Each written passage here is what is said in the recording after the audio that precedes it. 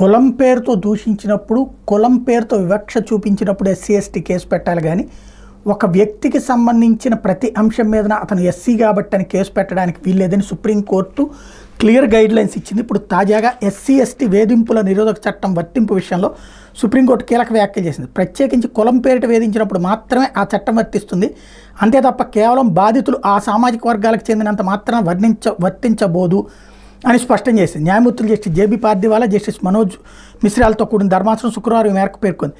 SC ST చట్టం కింద అభియోగాలు ఎదుర్కొంటున్న షాజన్ స్కారియా అనే యూట్యూబర్కి ముందస్తు బెయిల్ మంజూరు చేసింది. కేరళకు చెందిన ఎమ్మెల్యే పివి శ్రీనిజన్ ఆయన పైన ఎస్సీ ఎస్టీ చట్టం కింద క్రిమినల్ కేసు పెట్టారు. మొర్నదాన్ మలయాళీ అనే యూట్యూబ్ ఛానల్ నడుపుతున్న షాజన్ అందులో పెట్టిన ఒక వీడియోలో తనను ఉద్దేశపూర్వకంగా అవమానించారని ఆరోపించారు. షాజన్ ముందస్తు బెయిల్ పిటిషన్ కేరళ హైకోర్టు తిరస్కరించింది. దాంతో ఆయన సుప్రీంకోర్టును ఆశ్రయించారు. ఈ కేసును విచారించిన ధర్మాసనం బెదిరింపులకు లేదా అవమానాలకు గురైన వ్యక్తి కేవలం ఎస్సీ ఎస్టీ సామాజిక వర్గానికి చెందినంత మాత్రం సదరు నేరానికి ఎస్సీ ఎస్టీ వేధింపుల నిరోధక చట్టం సెక్షన్ 3 సబ్సెక్షన్ 1 సబ్సెక్షన్ 6 వర్తించబోదు. కులం పేరిట అవమానించినప్పుడు వేధించినప్పుడు మాత్రం వర్తిస్తుంది. సదరు చట్టంలో పేర్కొన్న మేరకు అంటరానితనం వంటి దురాచారాన్ని పాటించినప్పుడు, అగ్రకులస్తులు మహిళా పవిత్రత అంటూ నిమ్న వర్గాల వారి పట్ల కులం పేరిట దురహంకారపూరితంగా వ్యవహరించినప్పుడు ఈ సెక్షన్ వర్తిస్తుంది.